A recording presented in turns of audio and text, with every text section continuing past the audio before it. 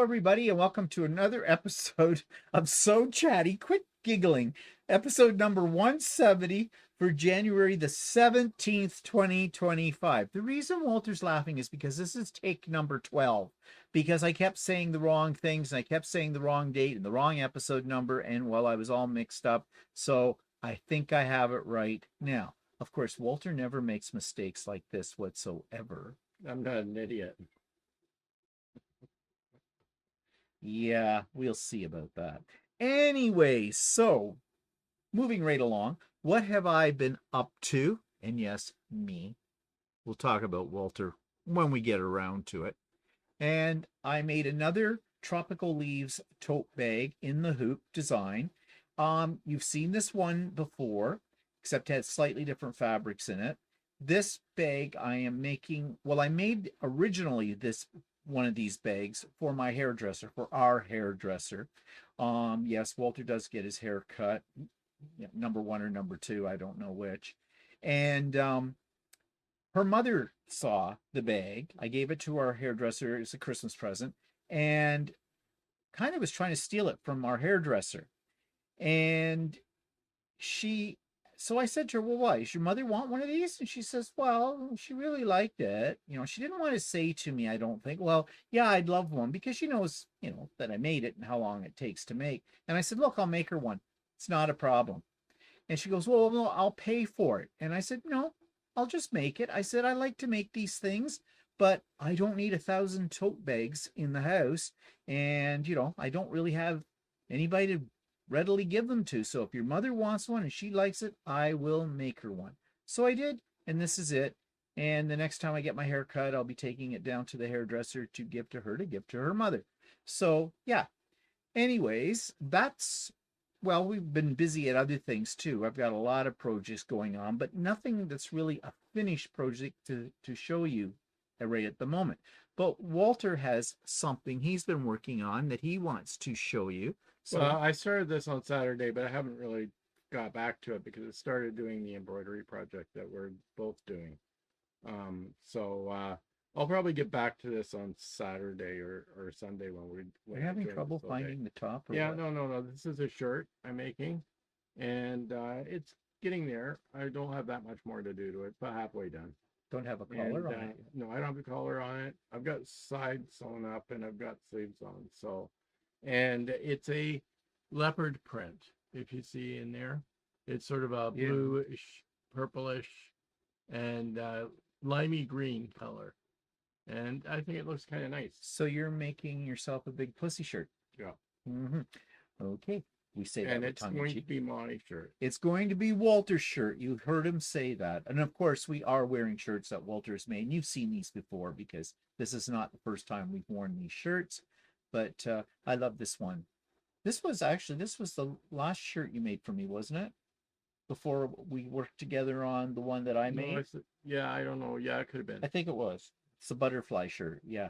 And yours is made out of Australian fabric. Yeah, it is, yeah. As well. So, yeah.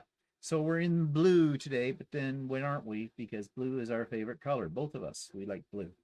Okay, so that's what we've been up to. And as I said, I've been working on other projects, but as Walter said, we've been concentrating on this series that we're doing on in the hoop wall hanging. And that's what we're going to come to today, to talk a little bit more about that. But before we do that, let's just some announcements. Sewing with Stephanie and Stephen is always on Wednesdays. Information's in the show notes. Pop-up sew day this Saturday, January the 18th, in case you're watching this in the future. Yes, we're having another pop-up sew day. I've been talking about it all week on my other videos, and there is a link in the show notes. It is a Zoom. So you all are welcome. I open up the virtual doors at 8 a.m. on Saturday morning, and that's Eastern time. And what is it? Was there a squirrel running by or what? Yeah. Okay, fine. I'm bored of you. This is what I have to work with. Okay? Really? It was easier in the days when I didn't try to get him involved in the videos, and Well, let's see what happens. Anyway, so yeah, Saturday, pop-up sew day, virtual doors open at 8 a.m. Eastern time. It's come and go as you please. So you don't like 8 a.m., especially if you're on the West Coast, it might be a little early, like at 5 a.m. You can come whenever you want, stay for as long as you like, work on whatever you want to work on, have a good time. That's it. Have a good day. We'll see you then. Okay, so link for that Zoom is in the show notes below. If you are new to a pop-up sew day, don't be shy. We do not bite much, and everybody's very supportive, and we always love to have new meat in the day. Will you be joining us that day? Yes, I plan to. Probably be in the afternoon, but because he has to get his face on and get out of bed. Okay, now today or yesterday, I posted a special vlog. One of my subscribers sent me a couple of things that I thought were really, really interesting. And as Canadians, we have a very big concern about what's going to happen next week when Trump becomes your president for the Americans out there. And he has basically been terrorizing us and threatening us that he's going to take over Canada. And we say, oh, no, you won't. Oh, no, you won't. However, I've tried to explain why it is not a good idea for him to try to take us over, not only because it's not so good an idea for us, but it's not a really good idea for Americans either. And so this subscriber sent me two letters that have been addressed. One was addressed to the incoming president, and the other one's been addressed to the general population of Canada. And they are very well written from intelligent points of view. And I thought it was worth reading both of those letters to you. And so that is now up, that video, and you can check it out. It's very informative. I think it explains better than I was explaining the situation on Stephen and Walter Live last Sunday. So check it out if you want to know more about this situation, such as it is. Okay, enough about politics. Let's jump into today's episode. So, last week we talked about the pattern Kindred Creatures, which is an OESD in the Hoop project. It is a wall hanging. And it's designed by Laurel Birch. Yeah. She as a designer of fabrics, and they're kind of unique fabrics. Yeah, and it's a very unique look. And it appealed to both of us. So we are both doing one. So we're making two of them, but we have picked different thread colors and different fabric colors as well for this. And in a moment, we will show you just one of the tiles we each done, the same tile, and show you how they differ in our approach to them. But before we do that, today we're going to focus on, well, let me back up. Last week we focused on analyzing the instructions, and we discovered that OASD wanted you to use about 5 different stabilizers and do some very complicated photocopying, cutting up, printing out templates and stuff like this. And we said, no, too much work, too much of an expense, really, for doing this because of all the stabilizers. And we narrowed it down to you can use 2 stabilizers and you do not have to cut out templates or things like that. That is ridiculous. And the only reason we can say that they were trying to do that and putting all that stuff in there was to sell more product to you, which doesn't impress me much with that company. But anyways, we went through it. We explained what we were going to do. And now you're going to actually get a chance to see how we do the first tile. I take you through it. Now we don't, I jump through various stages of it because that particular tile takes well over an hour to do and a lot of thread changes. And I think you get it pretty much after the first thread change or so.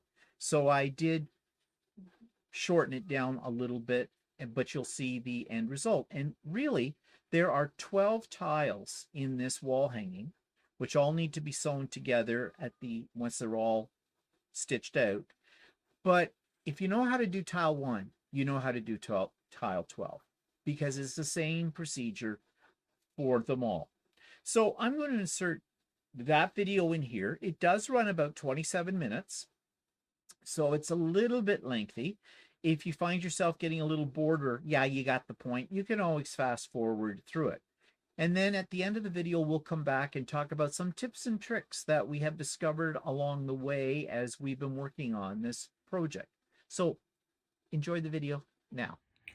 So I'm ready to set up for my first tile, tile number 1. And what I've done is I've printed out, as you can see here, I've printed out the thread chart. This tells me what threads are needed in what order. And they use Isocore. So as you know, what I've done is I found the equivalent in my Floriani threads, and in pencil next to each one of these steps in the stitching, I have written down the Floriani thread that I'm going to use. And on my machine, I have already started to load up some of the threads that I'm going to use. So that's ready to go. I need to use, the machine's telling me for this tile, I need to use the 20B hoop. So I have the 20B hoop. Now that is what Janome calls it. It'll be maybe a different number depending on the machine that you're using. And I've also taken 2 layers of no-show mesh and hooped this into my hoop. And what I'm going to do next is I'm going to lay down my background fabric, and that's the black. And that's just going to be floated on top of the hoop as such. Oh yes, and by the way, I have my fabrics all picked out and all organized and laying here on the table along with my battleizer. And I've got the other threads that I want to use sitting there. So what I need to do now is put this into the hoop on the machine over there and get started. Now the first thing it's going to do is do a layout or a placement line for the first figure, which is calling for a purple fabric. This is the background fabric. So I'm going to stitch on top of that. Now they're calling for a purple thread, but I want to be able to see the outline clearly. Actually, no, I will stick to the purple thread. I think I'll be able to see that on the black. If you have trouble seeing the threads, you can just use a white, because that cut line is going to get buried in satin stitches later on. But I think I'll just stick to what they're saying this time. I'll just use my purple, and I'll show you what that looks like.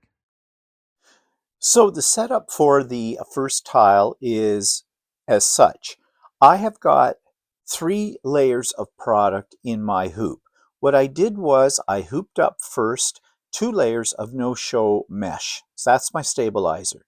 Then on top of that, I floated a piece of battleizer. Battleizer is just a very dense form of batting. You could use regular batting for this, it doesn't matter. And then my background fabric, which happens to be black for this piece. I have loaded in a purple thread because that's what's called for in the thread chart. And I'm ready to go with the first stitch.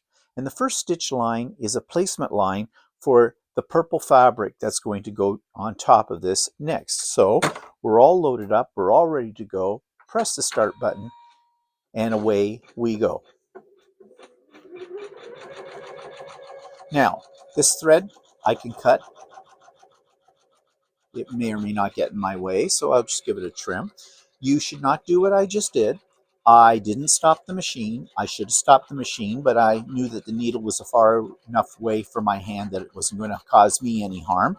However, it is a good practice to stop the machine, trim your thread, then restart the machine, just to avoid accidents. So don't do as I did, do as I say. So we've got this single stitch line that's outlining the placement for the purple fabric. So once that has stopped, I'm going to lay down my piece of purple fabric. Now again, in the instructions, they tell you how big to cut each piece of fabric. I just freehand it myself, and sometimes that gets me into trouble because sometimes I don't cut a piece big enough. So you want to cover the entire placement line with a little access over the edges, and that's what I've done. And away we go with the tack down stitch line, they call this, the tack down line. And again, you want to trim that thread.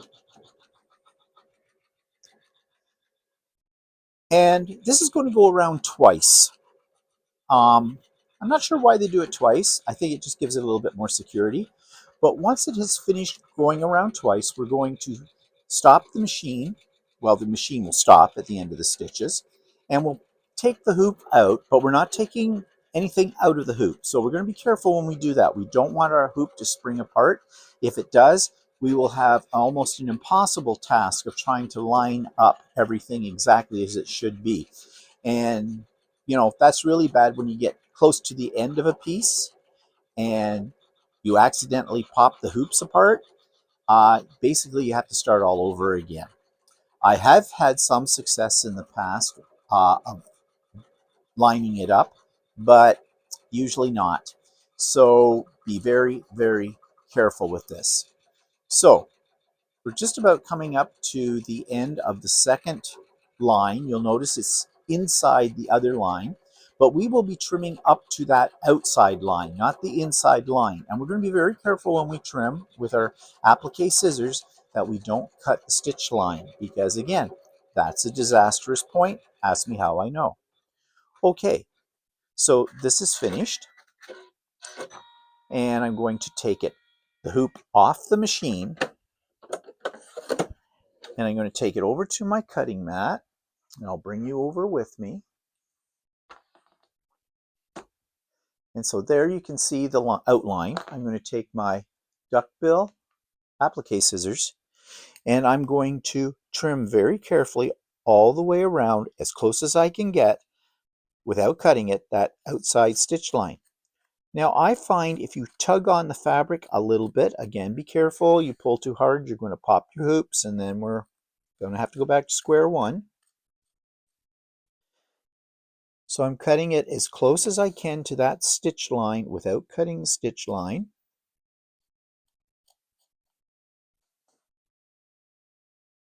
And really, by tugging on the fabric as you're doing this, it's kind of following the stitch line,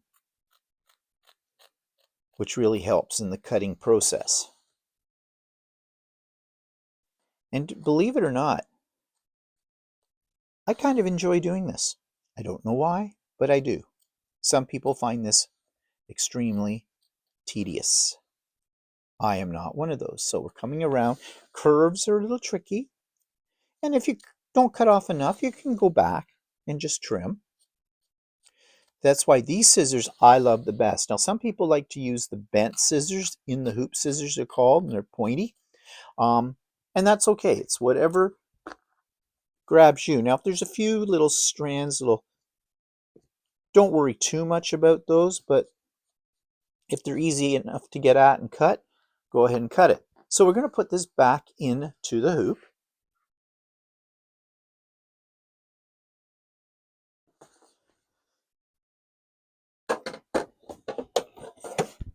And now we are at stitch number 3.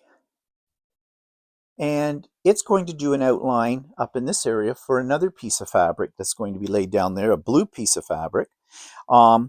It's not telling me in the thread chart to change my thread, even though it's going to be a different color. But as I said, these lines are all going to be stitched over with a satin stitch, so we don't worry about that. So I've got it back in the machine, and I'm just going to let it do the outline for this next piece of fabric. Same procedure as before. And this time I want a blue fabric. And I'm looking at my thread chart, it has a diagram. And so there it is. And I'm going to cut a piece of blue fabric that will be the right size to fit over that. And then I'll take it off the machine. I will trim the fabric again, and I'll just carry on with all the major pieces that need to be laid down. These are our applique pieces. So as you can see, I have, well, maybe you can't see, but over here, you'll notice I have now 3 pieces of fabric, different colors, all laid out. The next thing that the machine wants us to do, or the pattern wants us to do, is to do what they call the main, which is a series of points, and these are embroidered. These are not appliqued, and it's calling for the same purple thread that I've been using throughout. And so we're not going to change our thread. We're just going to let it go. Now, before I do that, When I trimmed the last piece, that pinky piece back here, I had a lot of little pieces of thread on my background fabric, and I don't want those to get necessarily into the satin stitch when we come to that. So I just used a handy dandy little lint roller and went over and picked up all those little pieces. And if I had any little fraying parts on the edges here, I just trimmed those off as well. And in a couple of cases, they're not that big. I was able to take my finger and just smooth them in against the stitch line so they'll get buried in the satin stitch when we get to that. But that's not what we're doing right now. What we're doing right now is what they call the mane of this little horse head that's here. And this, as I said, is all embroidered out in the purple thread. So let's get that started.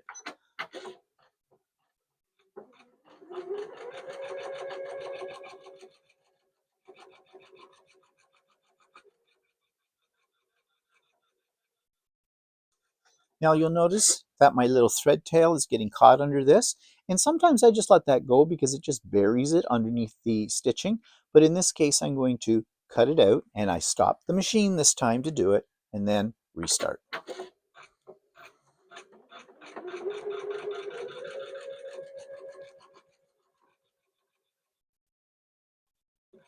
So the next few stitches are doing some embroidery to create what they are calling on this piece the mane. So I'm just going to let it do its thing right here, and then I'll return and show you the result. So you can see now I have what they call the mane done right here. That's all embroidery, no applique.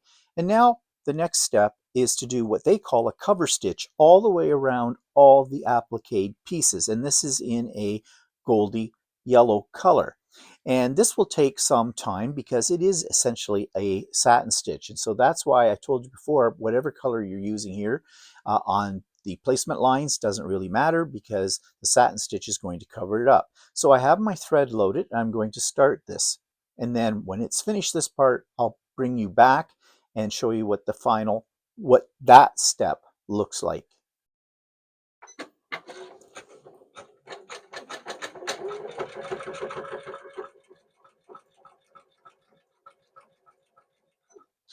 And again, I'm just stopping it, raising my foot so I can cut that one little piece out if I can find it. Oh, there it is. Now I've accidentally pulled my thread, but that's okay. That's going down. I'm just going to tighten up on it. And that'll be okay. And now I can restart.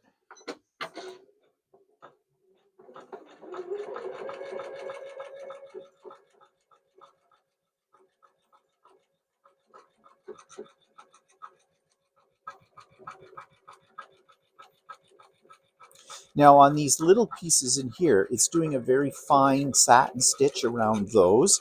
It will probably do a wider satin stitch around the outline of the bigger pieces.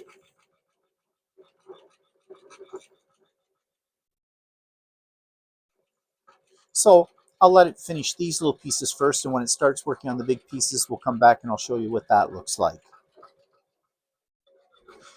So it has finished doing the mane down here with a very fine satin stitch around each one of these little triangles.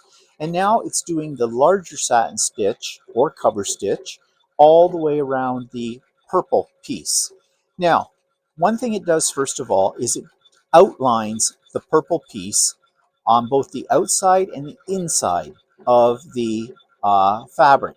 So this gives more support to the satin stitches. And as you can see, they're covering up any of this color was the tack down line before. So that's going to go all the way around this piece, and then it's going to carry on and do the other pieces as well. And this is the longest part of this process. This is where you probably want to go grab yourself a cup of coffee. But before you do that, some statistics. Just so you know, this entire tile is 12,688 stitches, and it takes about 32 minutes to complete it. Now, actually, it takes longer than that because that takes not into consideration threading the machine, changing the color of the thread, and then restarting the machine. And there are 13 color changes for this particular tile. Most of the tiles will probably be in around the same number of thread changes, color changes, and the amount of time. But you can see we're making 12 of these tiles in total. So this is a project you're just not going to do in one day. So if you're thinking about making something like this and giving it as a gift and you're pressed for time, don't do it. This takes a lot of time. Can you walk away from your machine? Everybody wants to know that. Well, in theory, you should be able to, but I have found that the machines get really temperamental when you walk away from them, and that's when you'll have a thread break or something else, maybe more disastrous, could happen. So it is a good idea to, you know, you can work on something else if you want. If your sewing machine is a separate machine from your embroidery machine and you want to catch up on a few little pieces that you may be piecing together. However, keep an eye open and your ears open to the machine. And the reason I say keep your ears open is because as you get used to your machine, you will know what sounds are good sounds and what sounds suggest there's going to be doom and gloom about to take place. And anytime I hear a sound that I don't like, I run over to the machine and I stop it. So that's why I say, yeah, you can maybe leave the room for a few minutes, but I wouldn't on a long one like this, a long stitch sequence here, I wouldn't really go out and do my shopping and then come back and expect it to be done. It could be, but as I said, these machines have a mind of their own, and as soon as you leave them unattended, that's when they're going to misbehave. So we'll let this finish all of this, and I'll show you what that looks like when it's done. So we're finished with the cover stitch, the satin stitch all the way around, and now we're going to do some details. And the first detail is a series of flowers, and we've needed a color change for this. We're changing to a blue, a shade of blue, and I've got it all set up here in the machine ready to go. So here we go with the flowers.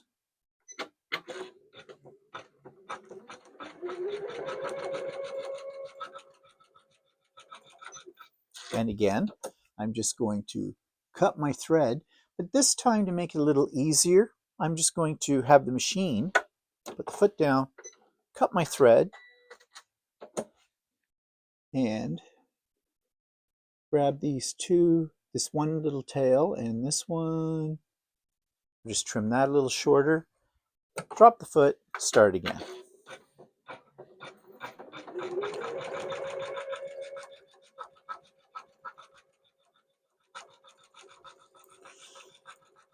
And so there are 4 flowers it needs to stitch out on this. So when those are done, we'll come back for the next step.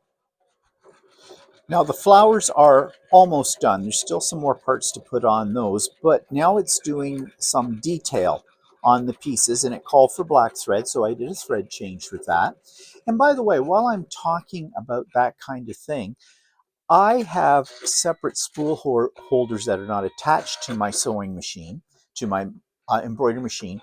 And with white and black, I buy really large spools of the black and the white because those are two that you're going to find you'll use a lot in your embroidery. And they always sit permanently out on a spool rack or a standalone spool. What do you call it? Spool stand. Yeah, spool stand. And I can just, whenever I need black or white, they're there handy for me to thread into the machine. So we'll let this finish its detailing here. And the next one, the next change is to another color, an orangey color, and that's going to do the stamens on the flowers. So I'll come back and show you what that looks like. So we're at the last stitch right now, and I've changed my thread color to black because that's what it was called for in the instructions. And you'll notice what it's doing is it's going to go all the way around the outside of this piece that we have done. And that's going to be our guideline for trimming this piece up and for sewing the tiles together. Now, they called for it to be done on black because our background is black. So you want to match your thread up to whatever background color you're going to use, because when you sew these tiles together, you don't want to see that line. So if you don't get them lined up perfectly, then this won't matter. And we'll show you some tricks when we get to the point where we're putting this all together. So that takes us to the end of embroidering this particular tile piece. 11 more to go, but the procedures are pretty much the same. But before I leave you, I'm going to show you how to trim this up. Okay, so we're ready to trim this up. The first thing we want to do is get rid of the excess batting and the excess stabilizer here. And the easiest way to do this is to use one of these rulers. It's called a By George trimmer, and it has a little lip on here. And the idea is that you take this, hook it under your fabric, your top fabric, and push it up against the stitch line that's there, and then trim. Now you can do this with a ruler too, but I find this works easier because that little lip helps to protect the folds of fabric from accidentally slicing into them. And I have done that, so yeah, it's a thing and it can happen. So you just go all the way around. I like to do the longer sides first. It doesn't matter. It's whatever you're comfortable with. So again, I'm just flipping up the top fabric, putting down the edge of the By George right up against that piece of fabric along the stitch line.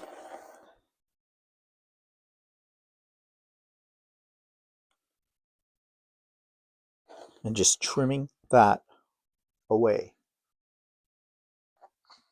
Now see, I didn't quite get this piece down here cut all the way through. That's no problem. Okay. So we're going all the way around. This also eliminates bulk in your seams when you put it all together. And one more side to do. I hope I'm in the shot. Sorry if I went out of shot.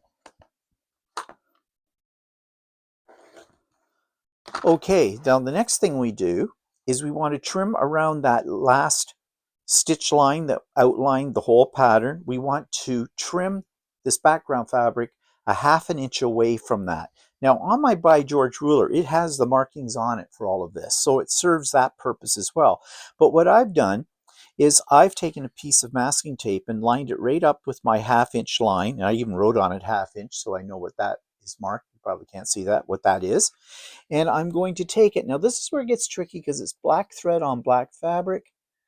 So you want to have good lighting for this. And I'm getting a glare.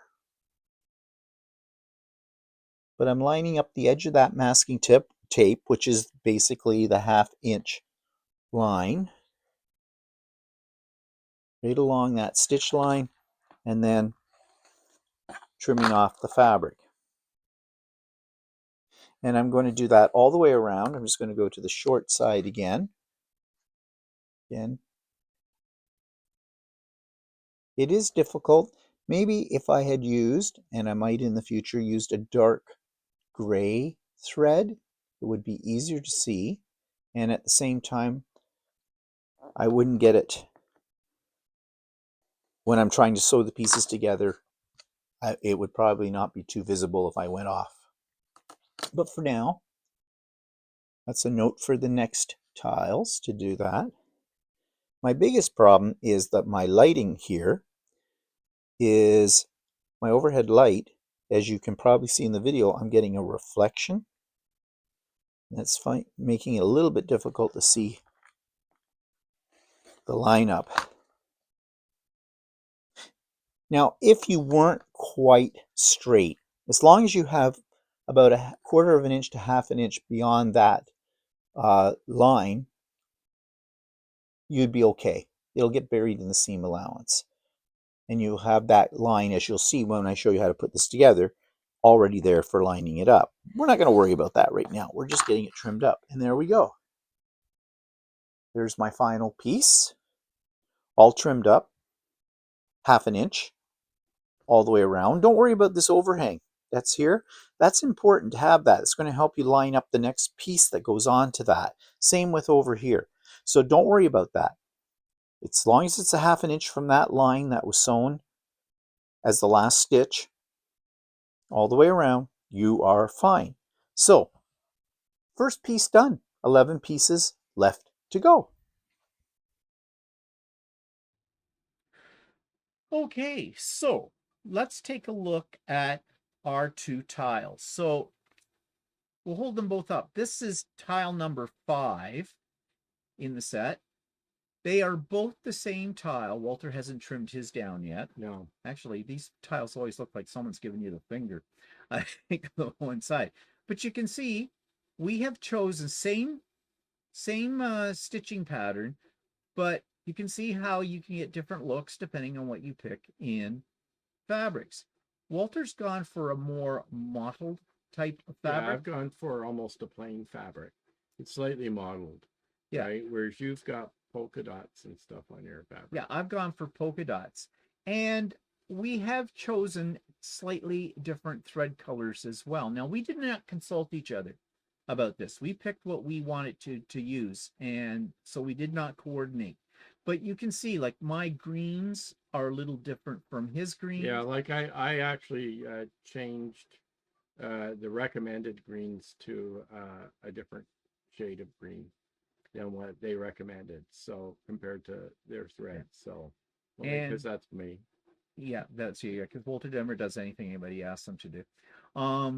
What I did was, and we mentioned this last week, is I have an app on my phone that finds me the equivalent colors for, so they wanted Isocore thread in this, is that's what OESD sells, which is a good thread.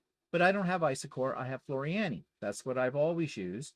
And I have an app on my phone that allows me to plug in the number for a particular color of Isocore and convert it to the equivalent or near to, it's never exactly the same, color in Floriani. And that's what I used as my guide. Now, in some cases, I varied even from that because I didn't have that particular number of the thread color. So I found what I thought was the next closest. So, and Walter's not even using Floriani. No, I'm not using Floriani. I'm not using anything. I still use that app to sort of look at the colors that they suggest, but I don't have anything that doesn't match and gives me a color number, right? So I have a type of thread that isn't on there called Super B, which is or Superb or whatever, that is sold by a company in Quebec and called Monfill. Yeah, monfill.ca, and they sell this thread, and I like it, but and it comes in various colors, but I just do a visual match based on what comes up on the app. Yeah. And in the case of the greens, it asked me to put more of a yellowy color on the dark green color than on the and I chose to go with the darker color on that one. So you can see now, so they'll both look similar but different when we get them all sewn together. And as I said, there are 12 of these panels, and then we have to, and Walter has never done that part of it. So next week we'll be showing you how you put these all together, how you sew them, and I've got some tricks for lining them up properly. And I'll be teaching that to Walter next week. We have to get these all done yet, and these are taking quite a long time. Yeah, they're quite time consuming to do each one. Yeah, in fact, I'm basically only getting at the most 2 to 3 of them done in a day, and there's 12.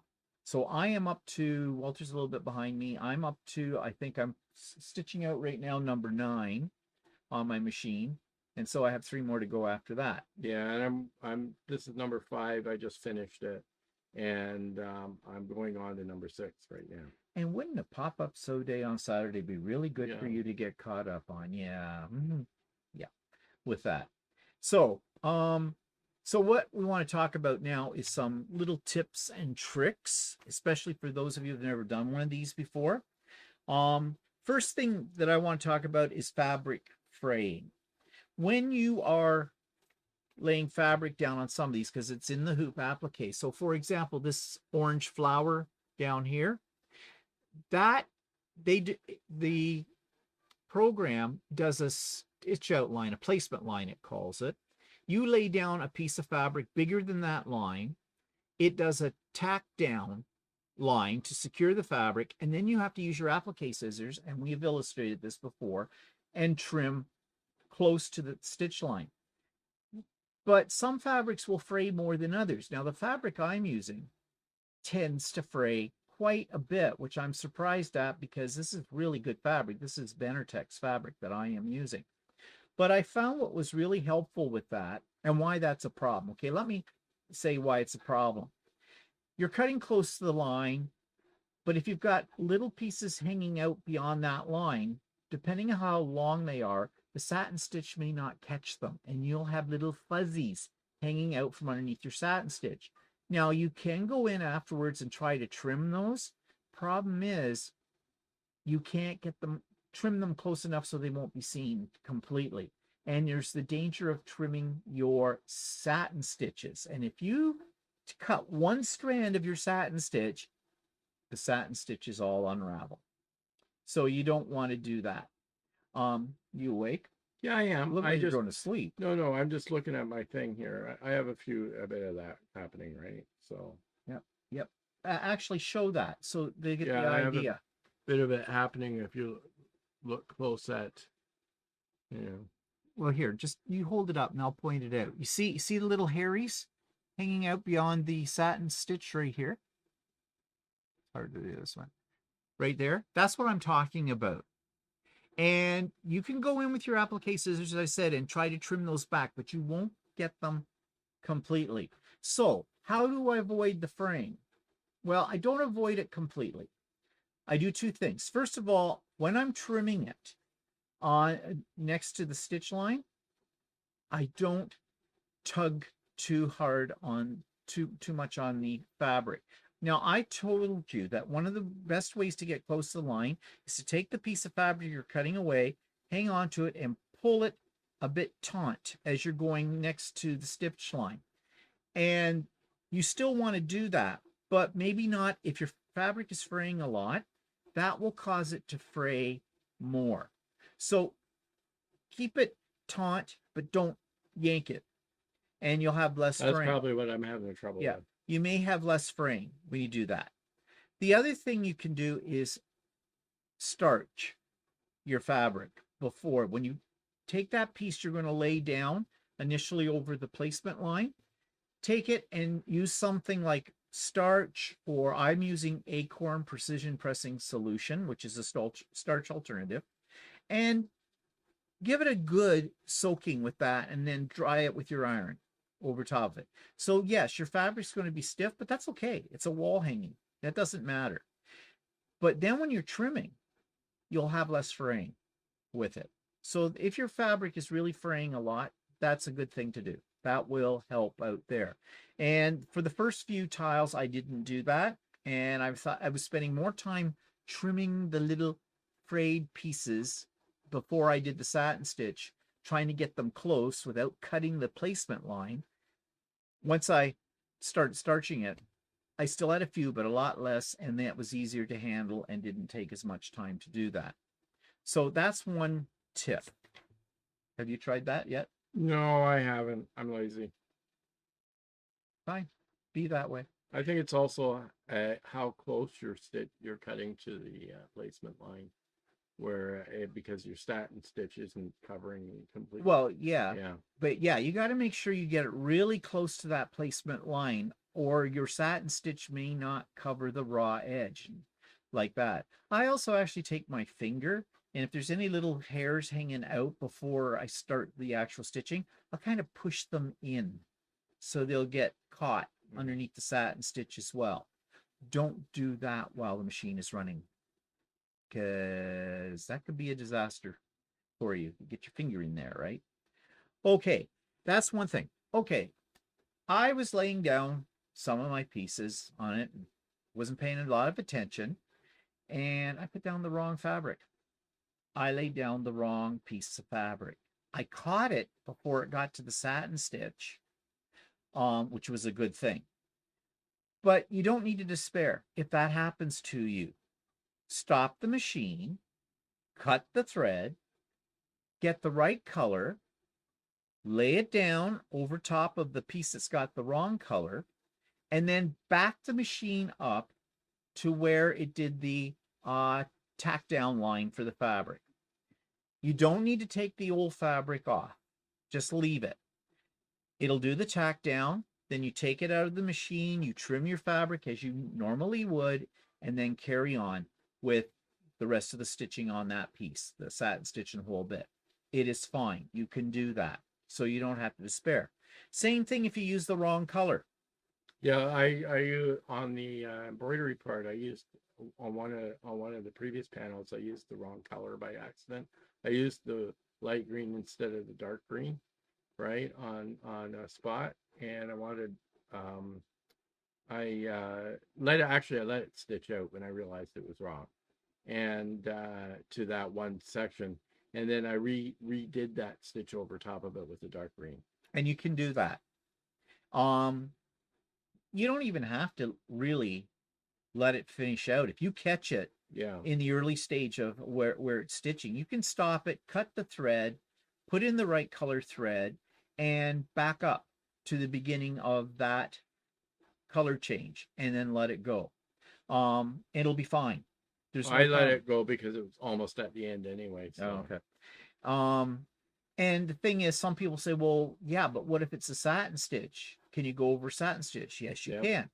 Will it make the satin stitch a little bit bulkier? A little bit, but not significantly. Not significantly. No one's going to know. No one's going to notice. It's not going to stand out or anything like that. So don't despair. You don't have to necessarily start all over again. You can do those two things if you've got the wrong fabric or you got the wrong color of thread. Now, trimming, okay? I highly recommend, and I've shown this, the Trimmer by George, as it's called, by Hoop Sisters, if you can get your hands on one. They're a pricey little item because I just bought one for Walter for his birthday, and at my local quilt store, they had them, but they're like $68 Canadian. So it's not cheap. Can you get away without using one? Yes, you can. But it makes your life easier because you need to cut, like on Walter's, there's the layer of his background fabric, his battleizer, and then 2 layers of his no-show mesh stabilizer. Now you want to pull your fabric, background fabric, back to the stitch line that's there, and you want to trim off these other 2 layers, this layer of battleizer and the layer of no-show mesh. And you want to do that all the way around. Why? Because you don't want that in your seam allowance, because it's going to make it more difficult to sew it together, and it's going to make really thick seams as well, which could give you a bit of a problem when it comes to backing this. So yes, you can peel this back with your hand and take a ruler and butt it up against the edge of the black fabric here and then slice it off. But here's what could happen. If your ruler slips, you could cut into this backing fabric. And if you do that, that could cause you a problem. Now, Walter's left lots of fabric here, so even if he did that a little bit, you're going to be trimming the backing this down a little bit so it would trim out. But what the advantage of using the Trimmer by George is it has a lip on it that fits right along this pulled back fabric, protects it, and then you just zip off the rest of the stuff with your rotary cutter. Then you need to trim it 1/2 inch away from the seam line, which the machine will put on for you as the very last stitch in this particular pattern. And that's really easy. And you can use the same ruler for it. You're just using it as a regular ruler on the 1/2 inch mark with it. I really recommend it. It works really well. And as I said, it does protect your fabric, your background fabric, so you don't cut into it. One thing I did find was I have to use a 6-inch rotary cutter to do that. A 6-inch? Isn't it a 6-inch one? Do you mean a 60 millimeter? 60 millimeter, yeah. 60 millimeter. The big one. Why do you have to use that? Because the lip on the Trimmer by George, it'll hit the middle section of the trimmer, and where this it actually says it right on the Trimmer by George that you have to use a 60 millimeter to use the trim on. Because I use 40 millimeter for most of them. See, I never use a 45 millimeter. I always use a 60 all the time for it. But yeah, I didn't realize that they tell you to do that. Well, read the instructions. but that's Well, been I my noticed that I problem. was sitting there trying to cut it and I couldn't get it. So basically, the lip of the ruler that we're Yeah, talking about yeah, is running into where the nut is yeah. and pushing it off, so you It can't actually get. is right on the ruler. Oh, is it? You have to use Well, 60 you see, you've millimeters. got a trimmer by George 3.0. I have the 2.0. It's not written on it. That must be one of the improvements they made on the third version of the ruler. Doesn't matter which version of the ruler you get, they all work the same. It's just there's a little bit of finessing that they've done on the later models of it. Okay, so do you have any other tips or things that you can suggest from your experience so far? No, it's been going pretty smooth.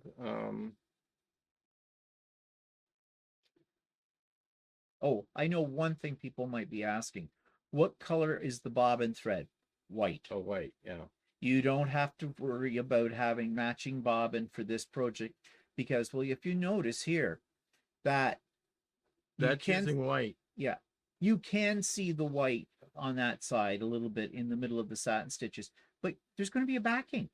Yeah. That will not be exposed, so you don't have to worry about matching up bobbin thread color for that. Now, I think I'm not knowing the instructions. I don't think they said you had to do that either in this one because you're going to have a backing. But yeah, so you don't need to worry about that. Make sure you have lots of bobbins though. Yeah, you go through a lot of bobbins. You go through a lot. We have the pre-wound Yep, bobbins, and they hold quite a bit of a thread. thread on them, and I've been going through about one per panel. Yep.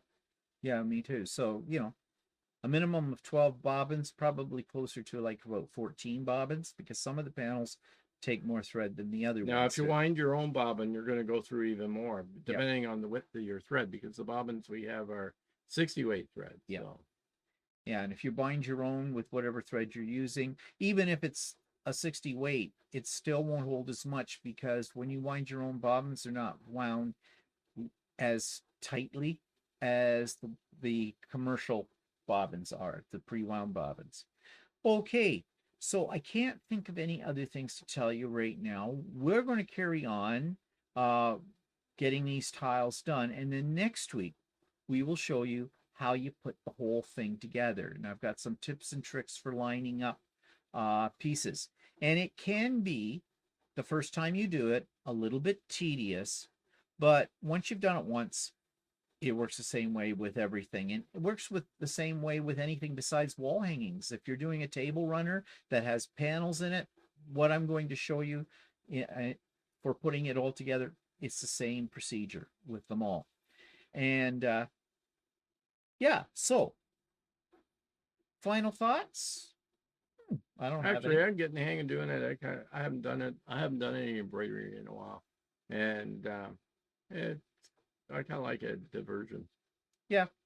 And this is the first time you've done something though with tiles in it, isn't it? It's the first thing I've done in tiles, and I haven't done a lot of applique in the past. I've done a lot of just straight embroidery, and yeah, I kind of like doing the applique. It's fun. Yeah, I do too. I like doing in the hoop applique much more so than I like doing regular applique on your sewing machine.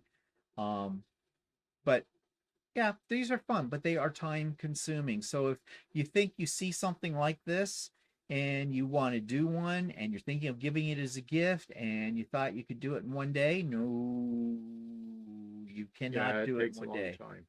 Okay. And on top of it all, you're going to get tired when you're doing these things because I do not recommend leaving your machine because that's when the machines decide, no. So, I've left mine. oh yeah, well, you're just special, aren't you? My machines hate me with it. Just saying, could happen. Yeah, I can have them. So if it happens, it happens. But I mean, I sometimes walked away from it. Yeah, well, fine. You got this working But well. mind you, depending on how often, like in this particular panel, there was a lot of embroidery on the leaves and that, and they took a little while to embroider out.